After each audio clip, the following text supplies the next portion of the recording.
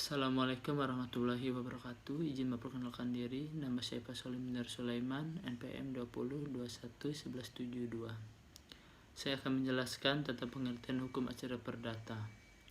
Sebagai bagian dari hukum acara, maka hukum acara perdata mempunyai ketentuan-ketentuan pokok yang bersifat umum. Dan dalam penerapan hukum acara perdata mempunyai fungsi untuk mempertahankan, memelihara, dan menegakkan ketentuan-ketentuan hukum perdata material. Oleh karena itu, eksistensi hukum acara perdata sangat penting dalam kelangsungan ketentuan hukum perdata material. Adapun beberapa pengertian hukum acara perdata menurut beberapa pakar hukum. Profesor Dr. Wirjono Projodikoro SH. Beliau mengemukakan batasan bahwa hukum acara perdata sebagai rangkaian peraturan yang memuat cara bagaimana orang harus bertindak terhadap dan di muka pengadilan, dan cara bagaimana pengadilan itu harus bertindak satu sama lain untuk melaksanakan perjalannya peraturan hukum perdata. Profesor Dr. Sudikno Mertokusuma SH. Memperbatas hukum acara perdata adalah peraturan hukum yang mengatur bagaimana cara menjamin ditaatinya hukum perdata material dengan perantara hakim. Dengan perkataan lain, hukum acara perdata adalah peraturan hukum yang menentukan bagaimana cara menjamin pelaksanaan hukum perdata material. Sumber-sumber hukum acara perdata. Dalam praktek peradilan di Indonesia saat ini, sumber-sumber hukum acara perdata terdapat pada berbagai peraturan undang-undangan. Here, Head RC Indonesia Reglement atau Reglement Indonesia Baru, Statblad 1848, RBG Reglement Buteng Western, Statblad 1927 nomor 277, RV Reglement Hukum Acara Perdata untuk Golongan Eropa, Statblad nomor 52 Joe Statblad 1849 nomor 63. Namun sekarang ini RP tidak lagi digunakan karena bersisi ketentuan hakim acara perdata khusus bagi golongan Eropa dan bagi mereka yang dipersamakan dengan mereka di muka, Red Pen Justice dan Residential Track, tetapi Red Pen Justice telah dihapus sehingga RP tidak berlaku lagi. Kitab-kitab Undang-Undang Hukum Perdata, Kitab Undang-Undang Hukum Dagang, Undang-Undang UU Nomor 4 Tahun 2004 tentang Kekuasaan Kehakiman, UU Nomor 5 Tahun 2004 tentang Mahkamah Agung yang mengatur tentang hukum acara kasasi, UU Nomor 8 Tahun 2004 tentang Peradilan Hukum Umum, UU Nomor 3 Tahun 2006 tentang Peradilan Agama, UU Nomor 1 1974 tentang Perkawinan beserta peraturan pelaksanaannya, UU Nomor 2 Tahun 2004 tentang penyelesaian perselisihan hubungan industrial. Halo, perkenalkan nama saya Winda. Saya akan membacakan asas hukum perdata. Yang pertama, asas kebebasan berkontrak. Asas ini mengandung arti bahwa masing-masing orang dapat mengadakan perjanjian baik yang sudah diatur dalam undang-undang ataupun yang belum diatur dalam undang-undang. Yang kedua, asas konsensualisme. Asas ini berkaitan dengan pada saat terjadi perjanjian. Di pasal 1320 ayat 1 KUHP Perdata, syarat wajib perjanjian itu karena terdapat kata sepakat antara kedua belah pihak. Asas kepercayaan. Asas ini mempunyai arti bahwa setiap orang yang akan mengadakan perjanjian akan memenuhi masing-masing prestasi yang di antara kedua pihak. Asas kekuatan mengikat. Asas ini menyatakan bahwa perjanjian hanya mengikat pihak yang mengikatkan diri atau yang ikut serta dalam perjanjian tersebut. Dan masih ada asas-asas di dalam hukum perdata, antara lain yaitu asas persamaan hukum, asas keseimbangan, asas kepastian hukum atau asas pacta sunt servat, asas moral, asas perlindungan, asas kepatutan.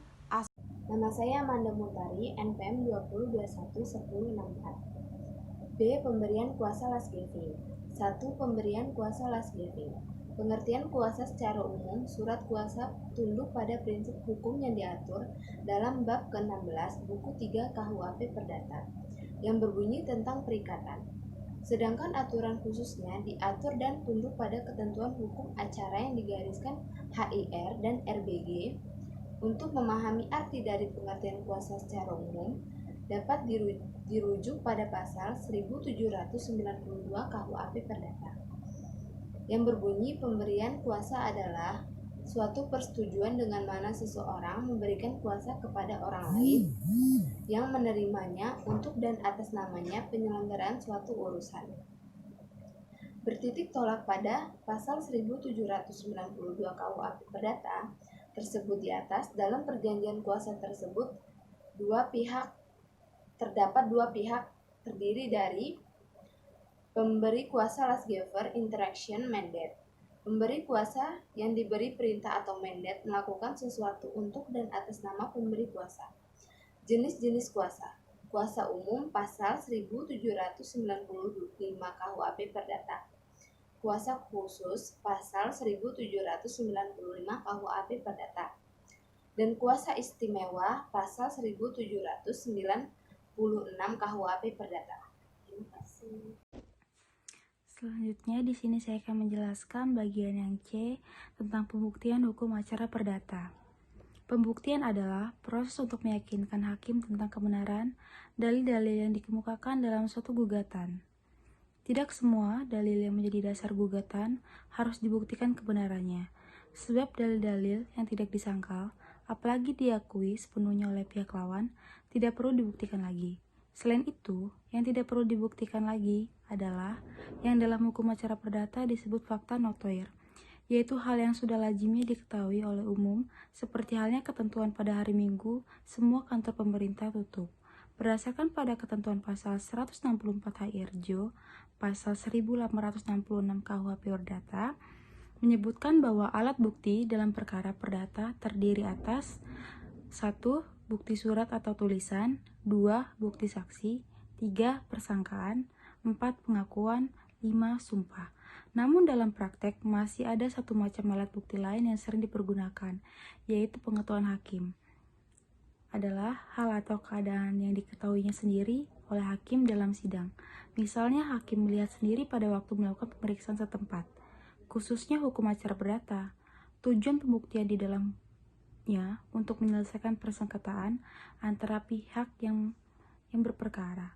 Kita semua harus ingat bahwa proses perdata adalah proses penyelesaian persengketaan antara dua pihak, berbeda dengan proses pidana, di mana tidak terdapat persengketaan antara jaksa dan terdakwa.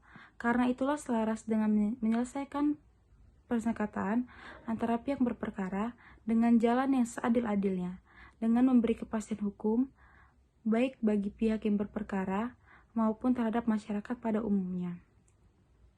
Dengan tidak melupakan kemanfaatan keputusan hakim itu terhadap masyarakat pada umumnya. Pembuktian hukum acara perdata.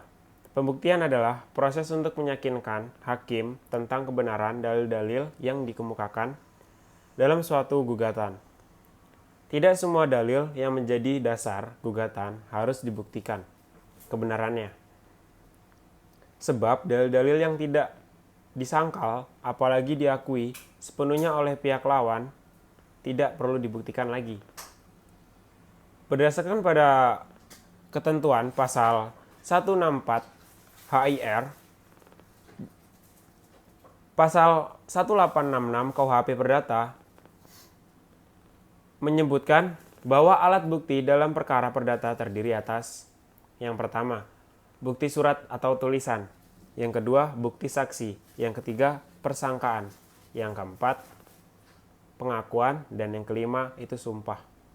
Saya akan menjelaskan tentang jenis-jenis putusan dalam acara perdata. Putusan adalah pernyataan hakim yang dituangkan dalam bentuk tertulis dan diucapkan oleh hakim dalam sidang terbuka untuk umum sebagai hasil dari pemeriksaan perkara permohonan. Di dalam hukum acara perdata dikenal beberapa putusan sebagai berikut. Putusan sela adalah putusan yang dijatuhkan sebelum putusan akhir yang diadakan dengan tujuan untuk memungkinkan atau mempermudah kelanjutan pemeriksaan perkara. Misalnya putusan sela pengadilan negeri terhadap eksepsi mengenai tidak berkewenangan pengadilan untuk mengadili suatu perkara. Putusan akhir adalah putusan yang mengakhiri perkara perdata pada tingkat pemeriksaan tertentu. Putusan gugur pasal 24 atau pasal 148 ialah putusan yang menyatakan bahwa gugatan atau permohonan gugur karena penggugat atau pemohon tidak. Perkenalkan, nama saya Kevin Sofyan. Saya di sini ingin membacakan tentang istilah pihak-pihak dalam gugatan perdata. Dalam gugatan kontentiosa atau yang lebih dikenal dengan gugatan perdata, yang berarti gugatan yang mengandung sengketa di antara pihak-pihak yang berkara. Dikenal beberapa istilah para pihak yang terlibat dalam suatu gugatan perdata, yaitu 1. Penggugat. Dalam hukum acara perdata, orang yang merasa haknya dilanggar disebut sebagai penggugat. Jika dalam suatu gugatan terdapat banyak penggugat, maka disebut dalam gugatannya dengan para penggugat. 2. Tergugat. Tergugat adalah orang yang ditarik ke muka pengadilan karena dirasa telah melanggar hak penggugat. Jika dalam suatu gugatan terdapat banyak pihak yang digugat, maka pihak-pihak tersebut disebut tergugat 1, tergugat 2, tergugat 3, dan seterusnya. 3. Turut tergugat. Pihak yang dinyatakan sebagai turut tergugat dipergunakan bagi orang-orang yang tidak menguasai barang sengketa atau tidak berkewajiban untuk melakukan sesuatu. Namun, demi lengkapnya suatu gugatan, maka mereka harus disertakan dalam pelaksanaan hukuman putusan hakim. Pihak turut tergugat tidak ikut menjalankan hukuman yang diputus untuk tergugat, namun hanya patuh dan tunduk terhadap isi putusan tersebut. 4. Penggugat atau tergugat intervensi. Pihak yang merasa memiliki kepentingan dengan adanya perkara perdata yang ada dapat mengajukan permohonan untuk ditarik masuk dalam proses pemeriksaan perkara perdata oleh pihak ketiga yang mempunyai kepentingan dalam gugatan tersebut dengan jalan melibatkan diri atau dilibatkan oleh satu pihak dalam suatu perkara perdata yang sedang berlangsung. Pihak intervensi tersebut dapat berperan sebagai penggugat intervensi ataupun sebagai tergugat intervensi. Perkenalkan, nama saya Natania Sari Jovita, NPM 201128289. Pengertian alat bukti persangkaan lebih jelas dirumuskan dalam pasal 1915 KUHP Perdata, dibandingkan dengan pasal 173 HIR ataupun pasal 310 RBG yang bunyinya di dalam pasal 1915 KUHP Perdata adalah sebagai berikut. Persangkaan adalah kesimpulan yang oleh undang-undang atau oleh hakim ditarik dari suatu peristiwa yang diketahui umum ke suatu peristiwa yang tidak diketahui umum. Bahwasannya, pengertian alat bukti di dalam pasal 1915 KUHP Perdata tersebut lebih mudah dipahami dan lebih layak untuk dijadikan rujukan apabila dibandingkan dengan pengertian alat bukti persangkaan yang tercantum dalam pasal 173 HIR dan pasal 310 RBG. Adapun bunyi pengertian alat bukti persangkaan yang terdapat di dalam HIR dan RBG adalah sebagai berikut. Pasal 173 HIR, persangkaan-persangkaan belaka yang tidak berdasarkan ketentuan undang-undang hanya dapat diperhatikan oleh hakim dan pemutusan perkaranya apabila persangkaan-persangkaan tersebut penting, cermat, tertentu, dan cocok satu sama lain. Menurut Whitlow, persangkaan bukanlah termasuk dalam ranah alat bukti. Lebih tepatnya disebut sebagai uraian. Dalam arti, dari fakta-fakta yang diketahui ditarik kesimpulan ke arah yang lebih konkret kepastiannya, yaitu kesimpulan yang ditarik dari fakta-fakta yang diketahui dan ditemukan dalam proses persidangan ke arah yang lebih mendekati. Saya di sini akan menjelaskan tentang pengakuan dalam hukum acara perdata. Pengertian pengakuan yang mempunyai kekuatan pembuktian sebagai alat bukti dijelaskan pada pasal 174 sampai 176 dan 1923 KUHP Perdata adalah alat bukti merupakan pernyataan atau keterangan yang dikemukakan salah satu pihak kepada pihak lain dalam proses pemeriksaan yang dilakukan di muka hakim dalam persidangan, di mana pengakuan tersebut berisi keterangan bahwa apa yang didalilkan lawan benar sebagian atau seluruh. Sama seperti alat bukti persidangan, bahwa pengakuan juga termasuk dalam alat bukti tidak langsung atau indirect evidence. Karena alat bukti tersebut tidak diajukan secara fisik dalam pemeriksaan persidangan karena bentuknya memang dapat dilihat secara fisik melainkan hanya pernyataan pengakuan dan para pihak yang berperkara atas dalil yang telah diajukan. 1. Syarat dan ketentuan pembuktian alat bukti pengakuan. Dalam pasal 1923 dan pasal 1925 KUH Perdata serta pasal 174 HIR diatur syarat formil dalam pengajuan pengakuan agar dapat dikatakan sah sebagai alat bukti, yaitu pengetahuan harus dikemukakan di muka hakim dalam proses pemeriksaan dan persidangan. Jadi dapat disimpulkan bahwa pengakuan yang dilakukan tidak di muka hakim dan di luar persidangan tidak sah dan tidak mempunyai nilai sebagai alat bukti, seperti yang di atas pasal 1927 KUH Perdata dan pasal 175 HIR. Pengakuan yang dilakukan di muka hakim dalam pemeriksaan di sidangan pengadilan dapat dikatakan sebagai alat bukti yang sah sehingga mempunyai nilai kekuatan pembuktian diantaranya.